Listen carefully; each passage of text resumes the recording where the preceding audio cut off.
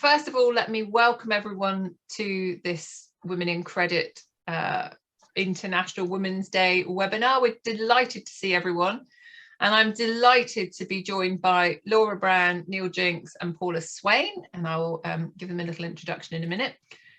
The session today is being recorded, so please don't swear, as they say on the BBC. And as everyone's doing their little sessions, please feel free to interrupt away. Tom and Zoe are going to keep an eye on hands up, little yellow hands up, and questions in the chat, but you can also stick your real life hand up if you've got your camera on, and between us we'll try and look out for questions. If in doubt, just shout. That normally works.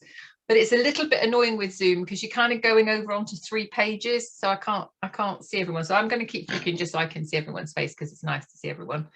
And then we'll go.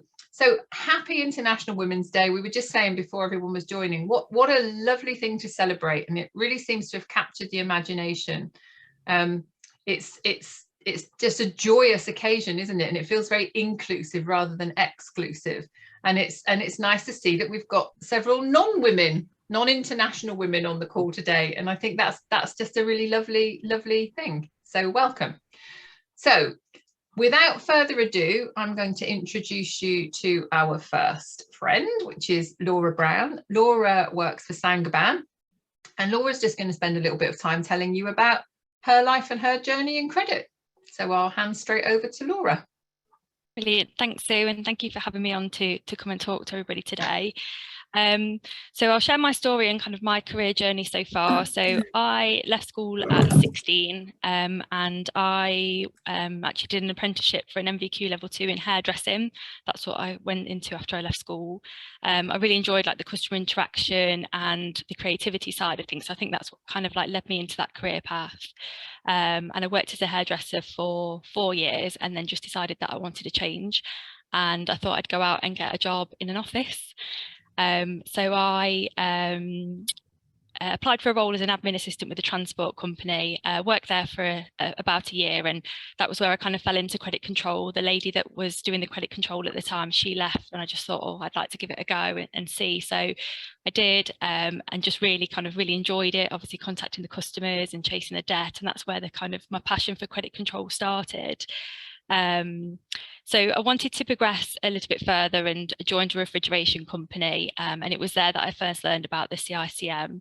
My manager at the time, she'd completed her level 3, and for me, I just wanted to do something in terms of study to kind of solidify that knowledge that I was getting out of obviously working within the role, but also then you know, like the study to support it. So I actually did evening classes for my level 3 at South Leicestershire College. I had Mary was my tutor, so I'd literally leave work at 5 o'clock and then drive from one side of Leicester to the other to go and spend 3 hours with Mary, learning all about the other sides of the trade, credit, consumer export credit, and those sorts of things. So that was really good for me. So that company that I was working for at the time, actually, it was a really good grounding for me, because for them cash flow was quite tight. So it kind of really led me into understanding how important like the cash and credit control was for a business. And I did work alongside some people from PwC. We did some cash forecasting. Unfortunately, the business that I worked for, it went into administration, but the people at the time at PwC put me in touch with a lady there who worked in their collections team, and you know, had a really good career chat with her, and she kind of explained to me that, you know, level 3 is great, but if you want to progress even further, it's like the level 5 that you need to look for. So that kind of planted the seed for me then on like wanting to do my level 5. So I was transferred to like a 2P transfer to a different company, a facilities maintenance company, but I lost my my team, and that was kind of what I really enjoyed about being a team leader as well, having the team and the people, which led me to apply for the position at Saint-Gobain. So I've been with Saint-Gobain for 8 years now, and Rob, my line manager, he actually told me that the thing that helped my CV to stand out was the having the level 3 qualification on my CV. and that's what helped me to get the interview. So Rob has been a brilliant line manager for me and a mentor, and has really helped to kind of open up with my development and my career and my progression as well, and kind of that believing in me. But I wanted to go away and still have like the desire to do my level 5 as well. So that led me to do my level 5. So it actually took me 6 years in total to do my level 5 on and off. And the reason being that life just happens. You have the best intention of going out and doing it straight away, but things happen. So I completed my first unit, which was compliance, with Paul, and then I actually had a maternity break and had my first son, George. So came back into work after maternity leave, and picked up again, and I completed legal proceedings with Sarah as my tutor at the time as well. That was really good. And then I took a promotion to credit control manager, and obviously like new responsibilities, new workload and things. So the study kind of got parked to the side, and then I actually went off and had my second son, Finn, and that took us into 2020 and COVID and everything. So yeah, that was quite a bit of a challenge in coming back to work and kind of finding my feet with that.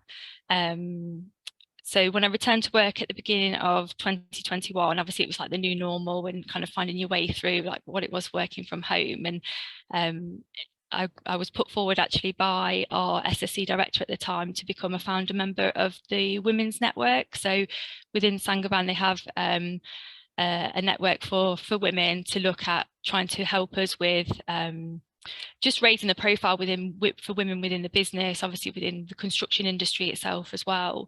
And that also expanded out to include like diversity, equality and inclusion. So I did some really good work on that group. We looked at job adverts in particular, and there's obviously the research that goes forward with like women and job adverts. And if a man would apply for a job, they might look at it and think, right, okay, yeah, I meet 2 or 3 of these skills that are on there. But for women, really they look at it, unless they're meeting every single kind of description on there, what kind of impact it has for them to want to apply for roles. So we did some really good work at looking at some of our job adverts and changing the wording of them, and we actually recruited our first female operator into a role that's predominantly held by men. So that was a really good kind of like win for us with that.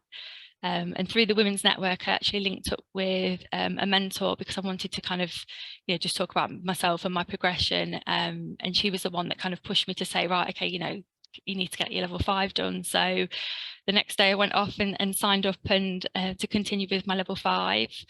So I started with, which one did I do?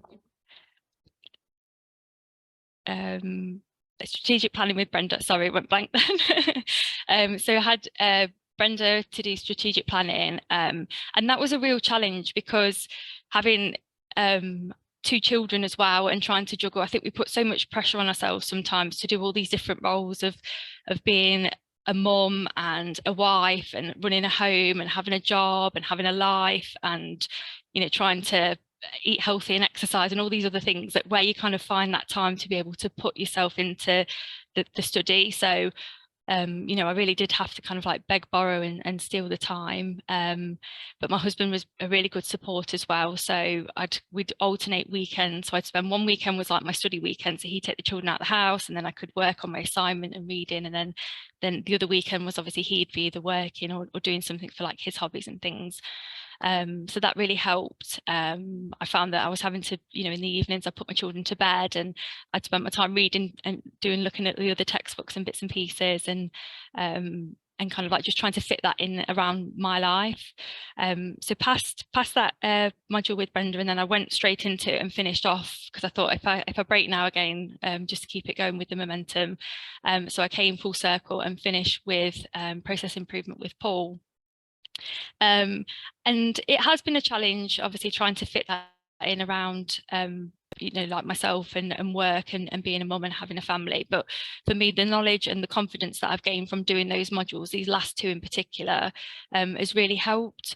So as a business, as a department, we've gone through CICMQ, and I was able to link some of the process improvements that I've learned within that module into what I'm doing within my role. And likewise now taking this next step up into my new role as well, the strategic planning, with us being a shared service centre, it's really helped to kind of understand what's happening in a wider business and how we can help to bring that into the department and help companies to be able to meet their kind of their targets and their goals and things. So so yeah, it's been difficult, but it's been worth it. And obviously when I received my certificate in August through the post, honestly, that feeling of the satisfaction and it's just, it makes it all worth it, really. Yeah, it's a real sense of achievement.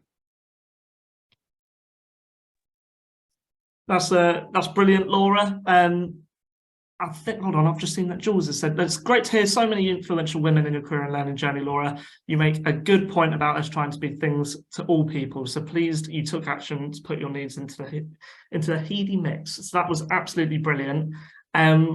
Next up on our list is Paula on social mobility. So I'll just spotlight Paula for everybody.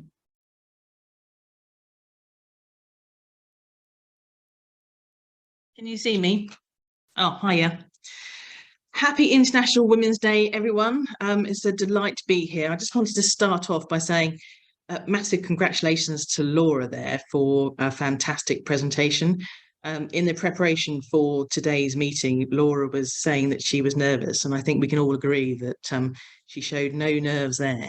So, and she's also shown, I think, what mobility is all about, which is getting stuck into something that you're interested in and using the skills and tools available to you to get to that destination.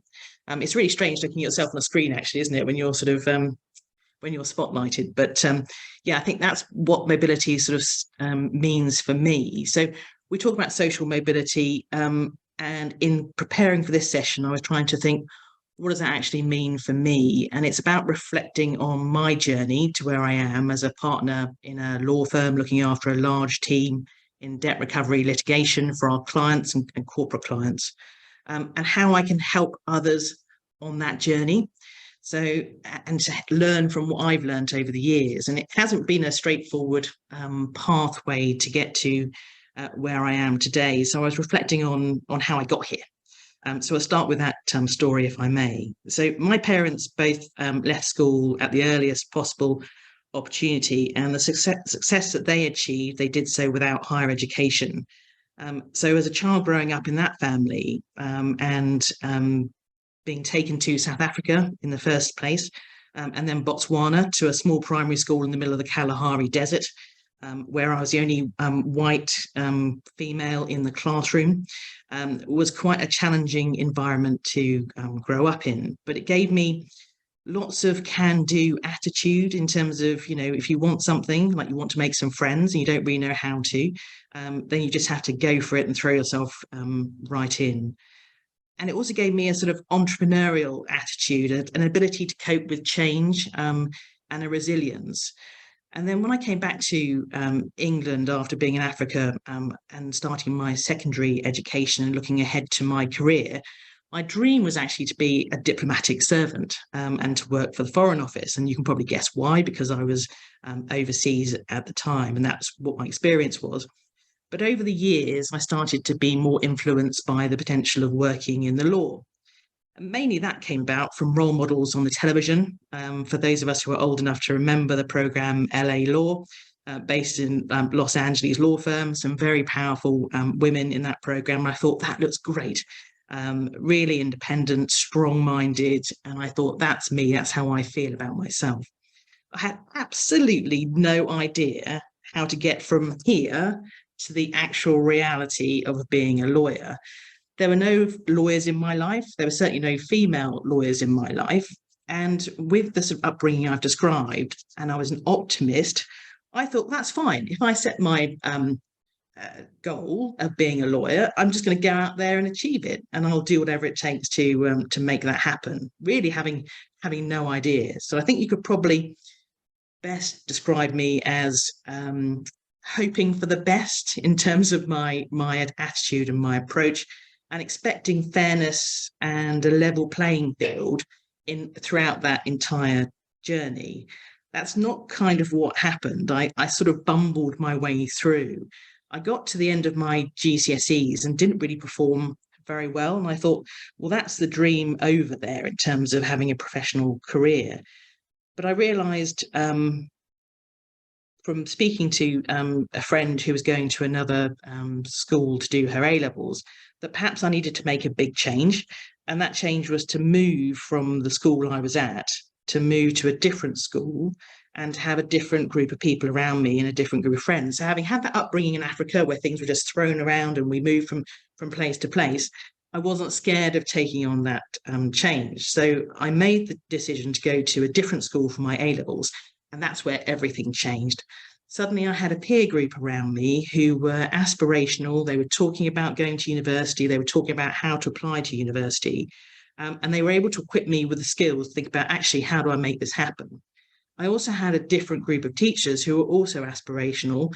And I'd chosen subjects which played to my strengths. And that, again, was a bit by accident, but, we got there. And they were able to, encourage me to think about a law degree.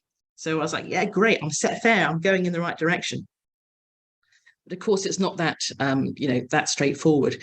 When you go through the application process for university, you just kind of think, well, geography, is that the right place? Where do I want to be? Do I want to be too far away from home?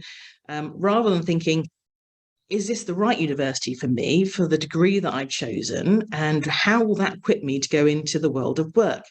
So you can see how the sort of Paula career progression is happening here, which is really a bit by accident. So I actually ended up at my third choice of university rather than my first choice. And I went into that process really without any skills or any understanding of how to apply to university. My friends were supportive, but I didn't have the skills from perhaps parents who'd been through the process or anybody else. No one in my family had been to university before. So I was making it up as I went along. Fortunately, I landed at an excellent university and I went to Southampton, and I got stuck into, my law degree and enjoying life at university and thinking, yes, this is what I want to do. But I remember a couple of years into the degree, I was in the library and talking to a friend, and he said, oh, I've just had some great news. And I said, what's that? Oh, I've been accepted for a work experience place at a London law firm. And I said, oh, well, how did you do that? And he said, well, I applied, didn't you? And it was that type of gap in knowledge that really sort of hit home. It's like, I really don't know how to go about sort of trying to get into this career that I really believe I will love. I'm just sort of, going along with the, with the river here. I need to do something intentional about this. And that's when I started doing some research. I started talking to my tutors. I started gaining as much information as possible about my future career, having interviews and going out there and just throwing myself into it to talk to potential lawyers, doing some work experience to see what I could learn from that process. So then when it came to choosing a firm for a training contract, I was able to go into those interviews knowing that it was what I wanted to do and why I wanted to do it, because that's one of the key questions that most of us will face in any job interview is, why do you want to actually be here? Why do you want to do this? And so that was a really sort of powerful change. But again, that was a bit by accident.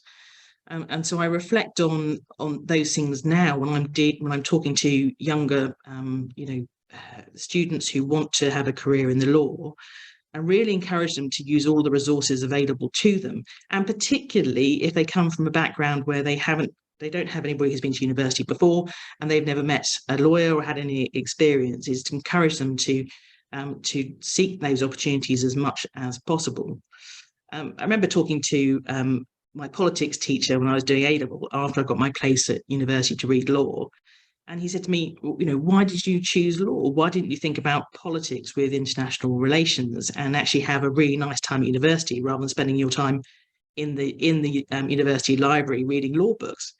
He said, you'd have a much nicer time, Paula. And I said, but it's not about having a nicer time. It's about working hard to get to what I want to achieve in my life, which is to look after myself and to provide for myself and for my family, but also have an invigorating career, one that plays to my strengths, and one that harnesses my enthusiasm, harnesses my need for variety, because I think variety is a spice of life, and it's important to have a different day each day that you're in the office, and to work with people and to use the strength of my ability to work with people and to be an extrovert and an optimist. And he was a good answer. Go off and enjoy the rest of your life. So I hope that's helpful in terms of a sort of a short guide to how I've ended up here as a lawyer. And in terms of advice for those in sort of looking to move ahead in their career, whether it's law or credit management or whatever you choose, I think it's really important to ensure that the lights on are in the room, that you've opened up the curtains, you can understand the playing field you're dealing with, and look at the obstacles and think about how you can overcome those obstacles. Most of the time, it's straightforward things like mentoring, looking for somebody who can guide you. And I think Laura mentioned that earlier on in terms of her career progression. Other people have come along and influenced her and given her information about how to get through to the next stage. Seeing is believing as well. Just because nobody in your family or your environment around you has done a job that you're interested in doing doesn't mean to say you can't do that. If you set your mind to it, if you get the qualifications and skills if they're needed to go into that job, then there's nothing stopping you really. And I think it's wonderful for this generation of youngsters coming out of school who have access to the internet and the ability to see things like on Instagram, for example, about how to apply to become a lawyer, lots of video information, which I never had access to. And I'd love to have seen all of that. So I think there's more empowerment out there today than ever. I'll leave you with one final thought, if I may, which is progress that's being made for women in business. Shoesmith supports the Gender Index. Please do look that up after this session if you can. In 2022, more new businesses led by women were founded than ever before. Over 150,000 new businesses in 2022. That's 20% of all incorporations of business. I think that's a fantastic figure to end on. That's the future. It's going to grow year on year. And happy International Women's Day. Thanks, Paula. I think that was a really excellent story that sort of shows some of the different entry points and different experiences that are out there into getting into the career. I think your journey, I think we'll all agree, is very inspiring, and I think that was brilliant. Just wanted to also, someone else said, thank you, Paula, wonderful journey. Yeah, it's brilliant. So thank you very much for that. Next up, our fourth final speaker, last but not least, is the wonderful Neil Jinks.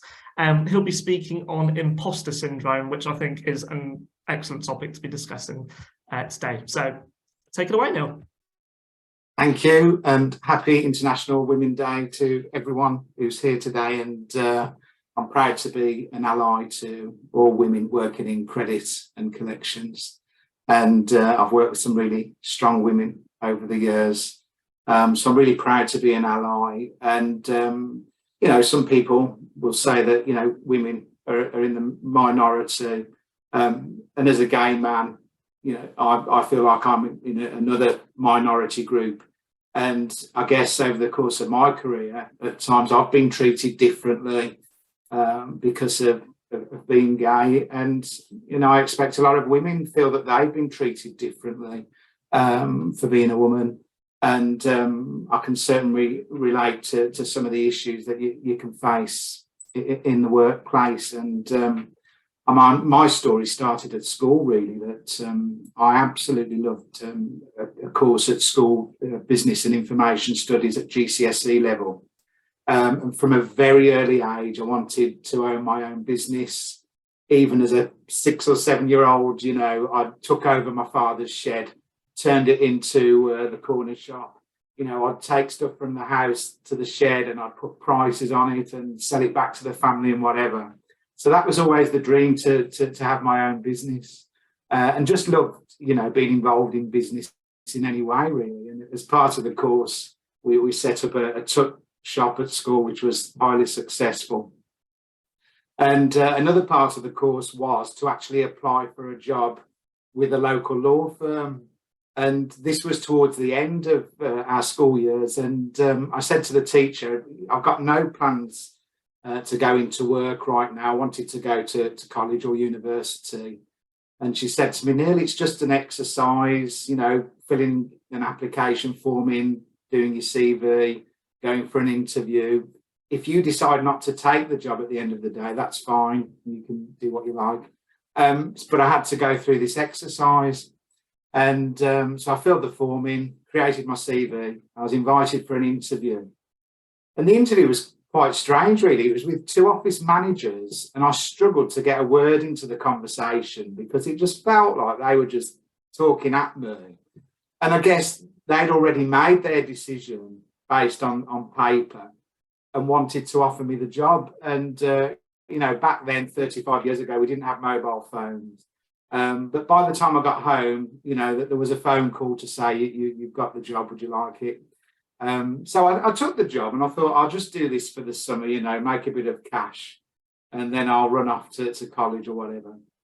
And I've just fell into a career in the law, basically. And I know a lot of people in credit management talk about the fact that they just fall into it because, you know, I think it's rare that, sadly, at school that you talk about things like credit management. So a lot of people do fall into credit management and debt recovery.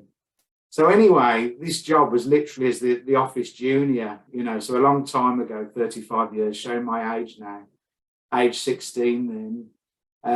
So I received this offer letter typed on a manual typewriter. We didn't have computers back then, offering me the job, £40 a week back then. And to think back then, I felt like I was living like a millionaire on £40 a week, but I had a great time and absolutely loved working there. But within a matter of months, the senior partner, who happened to be a district judge as well, his legal assistant walked out, and they decided to throw me into what I'd describe as the lion's den. So I had to share an office with the senior partner. So he had his desk centre of the room. My desk was facing out to the side of him, looking out of the window.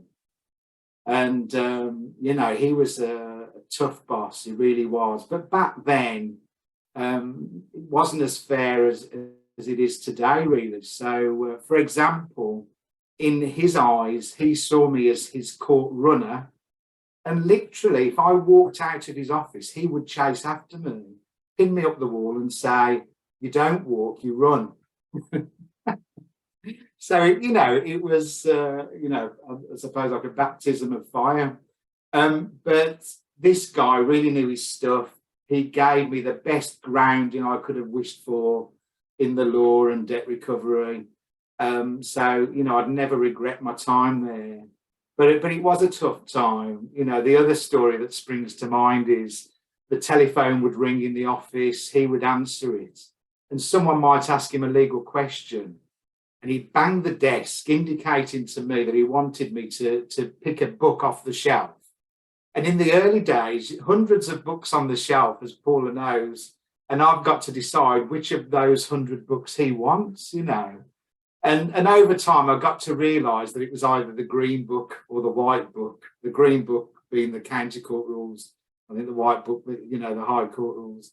And he would expect me to listen in to the conversation, so I knew that I had to flick to a certain section of the book, you know, so he could carry on his conversation. And on occasion, I'd get the wrong section, you know, and he'd literally, after the call, throw the book at me, as it were. And so it was a tough time, but a really exciting time as well, because I was his court runner. I would go down to court. So even at age 16, he had me doing some advocacy in court, and you know, I just had a great time. But it got to the stage, I guess, as I got a bit older and wiser, only a few years later, when I realised that there was much more to work in life, and not everyone had to tolerate, you know, what I was tolerating. So one day we had a bit of an argument, really, where he wanted me to produce some trial bundles for him, and I've been working overnight on this. Bearing in mind, then I probably had a pay increase to £50 a week, you know, and doing all this work. So yeah, he wasn't very nice about it, and so I just gave him an answer, and I walked out of the building and decided that I would never go back. And that night, colleagues were calling me saying, you know, just come back tomorrow, everything will be fine. You know, this always happens. But I was adamant that I wouldn't go back. And part of me regretted that over the years, but because I'd spent so much time at the county court, the staff there were really friendly and they encouraged me to join the civil service and become a court officer. And so that's what I did. I joined the court service. And I think the problem for me there was because they were so used to seeing me on the other side of the counter, it was as if a legal professional had infiltrated their office. For example, I turned up suited and booted for work and they were all fairly casual, so you live and learn. But I did realise very quickly that I preferred being on the other side of the counter.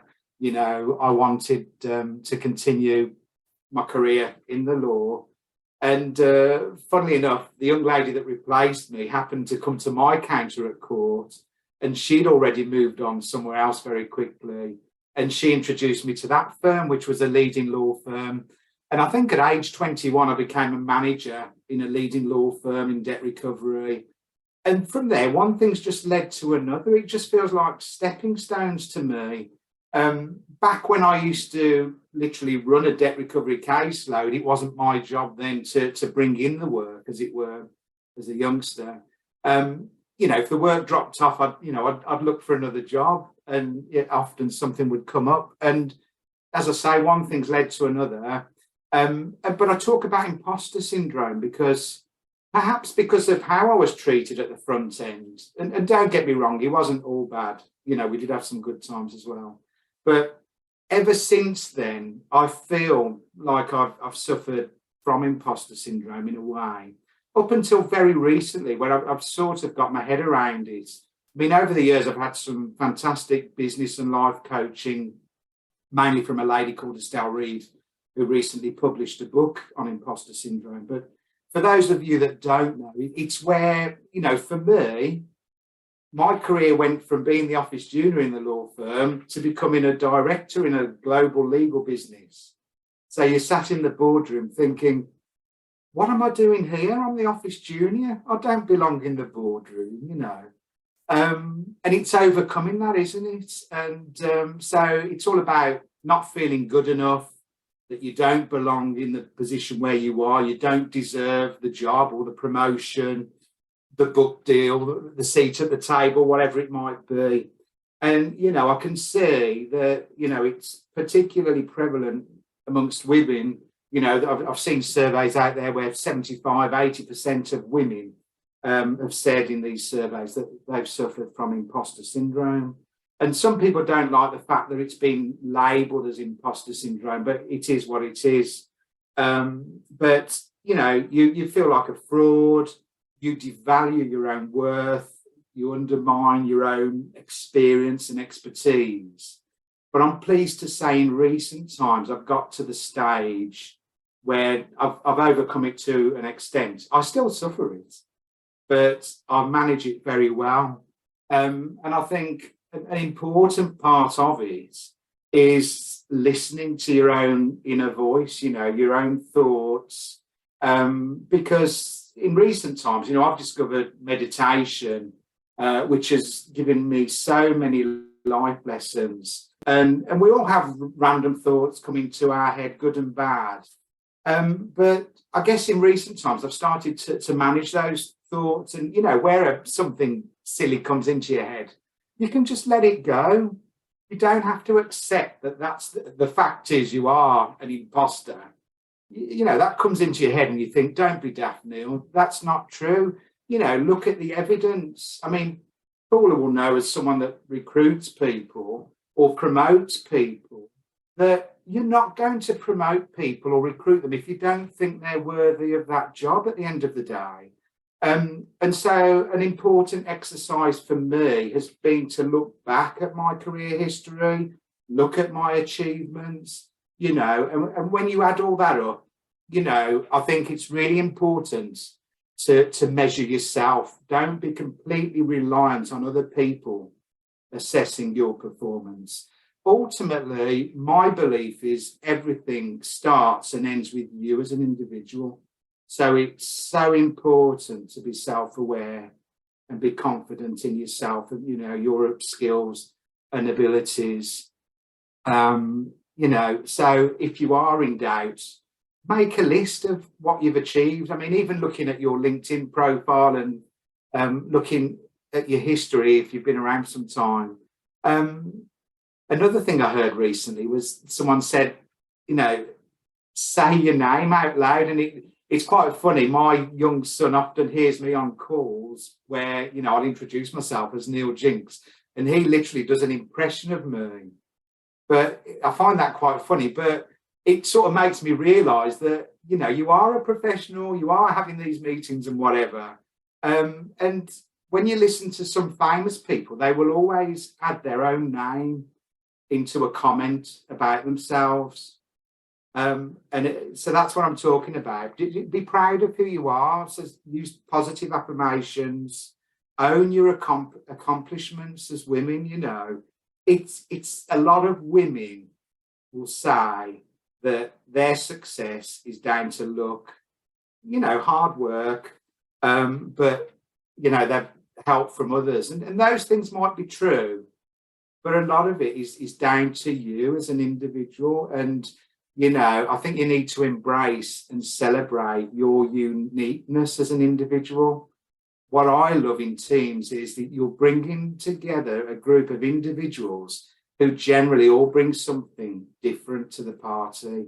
And even when you're in a team all doing the same type of work, you can still have, you know, a lot of unique attributes that when you pull together brings a great thing, really.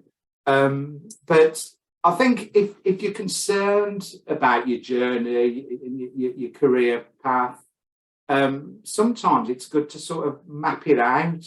Even, you know, doing this talk today, you know, we've all got limited time available to prepare. Sometimes, I'm sure Paula would agree, you're better off not doing any preparation, just, you know, coming straight into it. But, you know, if you speak to people in the military, they would say to you, map it out, you know. So preparing for this, you might just do a skeleton plan with some bullet points about what you want to cover. But again, with your career history, or if you're preparing for an interview, map it out, sort of visualize how you want it to go, you know, and hopefully, you know, that vision comes true. But, you know, unsubscribe from the doubts that you have. I'm full of self-doubt, you know, I lack confidence. And I say these things to people and they're often surprised, you know, but it's very true. That's just how I am naturally. And you just have to overcome that and decide to be confident, be proud of who you are and what you can bring to the party. Remind yourself you're good at what you can do. You know, we're all here, we're all employed, you know, so someone out there has faith in you. I've got faith in you. So, you know, I wish you all the best, you know, and my final tip really would be to, you know, have an inbox folder where people email you, complimenting you or whatever. Save all that to one side. So when you are having a bad day and, you know, you're in doubt, just have, you know, treat it like a bit of a memory box where you keep all that good news together and you can reassure yourself. So I hope that helps. Well, thank you so much, Neil. It's really great to hear your journey and you're so generous with sharing it. Really appreciate it. Is it interesting you talk about being the office junior? When I first started work at the tender age of 16 in the bank, that was actually my job title. Office junior was that was actually my job, and you were expected to do all the running around and be shouted at and be told off. I'm sure that resonates with many of you on the call. I loved some of your positive affirmation tips, saying your name. One of the things I was taught was smile as well. I did amateur dramatics many years ago. I know most of you will find that incredibly hard to believe, but I did amateur dramatics, and one of the things that of course you're doing is you're just pretending. And I personally find if you smile, it changes how you feel and it changes how people interact with you, which then starts to change how you feel. And sometimes it can feel like the biggest challenge in the world, but we sometimes just have to take that step. And I think you're absolutely right, Neil. The only person that can change it is us, and be proud of what you do. So thank you so much, Neil. Thank you, Paula. Thank you, Laura. Let's hear from some people in the room then. Any questions, comments? Lots of positive stuff in the chat, Neil, which you can have a read of. We all need a morning chat, a morning pep talk from Neil, don't we? We do. Who was that? Someone was speaking. Oh, can I just make a comment? Of course. Yeah. So I've known of Neil for quite some time, and I was quite interested to come on today and listen to what Neil had to say. And I've followed Neil on LinkedIn and everything. So I feel like I know of Neil from the industry. So it's really surprising to me because he's really well respected and well regarded in the industry. So I found that quite a surprise to know that you also have imposter syndrome or think, what am I doing here? Because from what I see, you've definitely earned your place where you are. Thank you. And I thought, yeah, I think that's quite refreshing, because I think we all feel like that sometimes, and you assume that other people don't. When you think that 75 to 80% of women are said to feel like that, you're not alone. I think that's really important. Yeah. As much as I talk about it all starts and ends with you, it's really important that you've got that self-awareness and self-responsibility.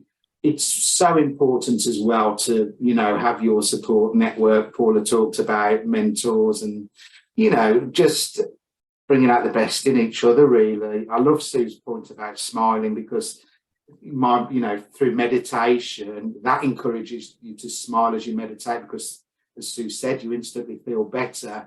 In the sales world, they'll tell you to smile when you dial, but it does. Over the years, I remember working in one law firm where a partner walked past me and said, "Neil, I love the fact that every time I bump into you, you've got a smile on your face." The day he said that to me was one of the worst days of my life, but I still had a smile on my face. Yeah. I just thought how interesting that, he'd acknowledged that. But even in times of adversity, I still tried to keep smiling. Yeah. I think you also need to be aware of how we communicate our feelings to other people. When I first started out in my career, it was a very male-dominated environment. And I remember sharing how I was feeling about, sort of that particular day. And it was just in the moment. I was having a tough day, hard case, something hadn't gone quite right. And I learned later on that the partner I'd been speaking to had said to another partner, "She's very emotional. Is she okay?" It's like, I'm just actually sharing how I feel, because to share how I feel gives me strength to take on the next day. That's what I'm looking for. I'm not it being emotional. I'm just looking for some support. Clearly, that's not available. Now I know. So I think we have to sort of realise who's around us and who we can get support from. But if we're not getting that support, try to unlock why, and help that person understand. I think one of the things that I've learned is that, and I'm sure, again, this resonates with lots of people on the call, there's a real difference between sharing how you feel to get some strength that weakens how you feel. Does that make sense? Because if you share with the wrong person, all that's going to do is make you feel worse. So we all, back to Neil's point, have to be really self-aware. What's going to help us? It's a really valid point.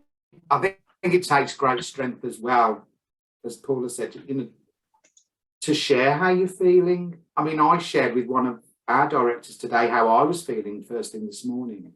And I know a lot of people wouldn't do that. But I think it says a lot about you if you've got the confidence to do that.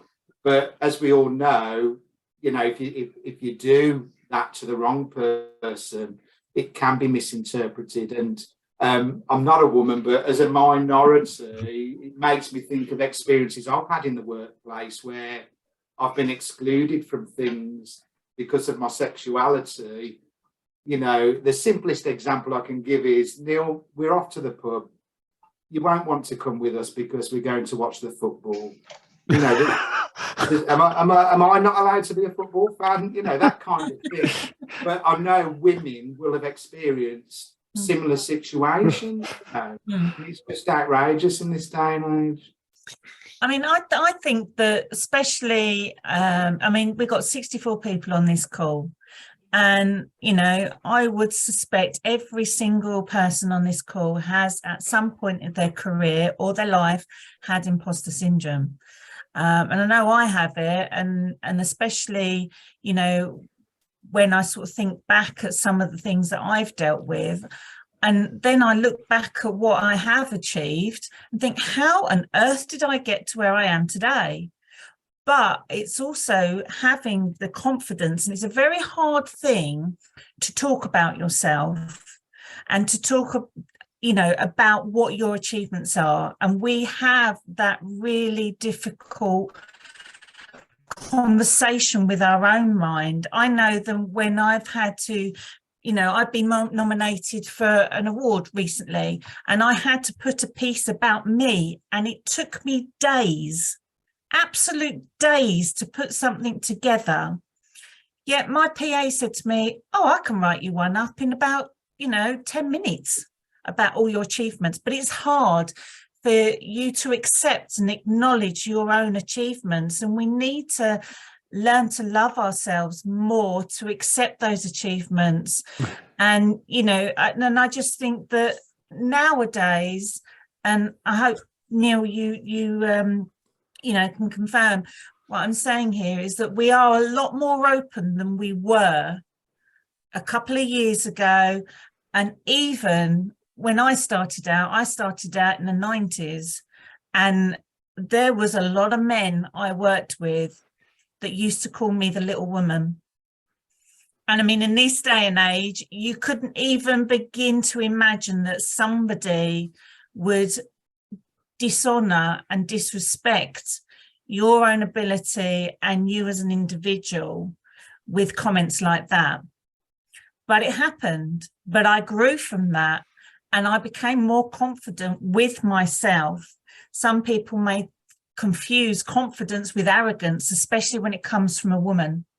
But it has steered me well, and I champion anybody, male or female, to do the best of their ability and to do their job well, whatever it's in. And although we do go on about International Women's Day, there are a huge amount of men that support us for us to be able to achieve what we achieve, and we give them a round of applause as well. And we want it to be, you know, inclusive. But Neil, your talk today, I think with the notes, has just hit home with a lot of people today, and thank you. You're an amazing man. Oh, thank you. What I would say in response is that, you know, it's important to identify where your positive role models are in the business. You know, there will be a lot of men out there who are very supportive and treat everyone fairly. So look out for those people who are there to support you. I just had two bits, if I may. One is I've been in this industry across 2 different countries for 20 years now. And I can definitely say I've watched it slowly start to transition from a male-dominated industry, slowly shifting. Obviously, I would like to see that shift a bit more, but it has started to turn a bit, which is gratifying to see after so long, because I know anybody who was working in this industry 20 years ago, it is different today than it was back then. My other bit was off of Laura's presentation. One of the things that you said that resonated for me was that you got your interview because you had those accreditations on your resume. The level 3 and the level 5 credit in collections diploma is something I've been thinking about for quite a while now. And I've been asked to put a proposal forward to the business to get some assistance from my employer in pursuing those. And I was wondering if there was any advice of items I can put in that proposal that would benefit the business, that to help my case, basically. Definitely. I think it's the knowledge that you'll gain, obviously, for the business itself, having that kind of the confidence in some of those subjects, in particular like the legal proceedings and insolvency one. For me, it's not something that I work in every day, but just knowing, you know, if a debt does turn bad, like what are the options are that we can kind of pursue. So yeah, I think the knowledge that you'll get from doing the course is obviously a benefit for the business itself. So that's why they should put the time and invest in you. Great, thank you. Thank you, Beth, and thank you, Laura. It's a really, really valid point. And I think going back to one of the things that who was saying it, Tracey was saying, that sort of resonated with me. If you're struggling to think of positive things to say about yourself, ask a colleague, a mentor, a girlfriend, a friend, because they'll rattle it off in a heartbeat. I've had some conversations today with some of my brilliant and inspiring international women who I love and adore, and pretty much every single one of them has said, I don't recognize that person that you're talking about. And you'd be surprised, these people, they're very senior people holding down very senior jobs, ruling the world, and we all feel the same. So I think it's this is a very common phenomenon that we all manage, and I think we get strength from each other.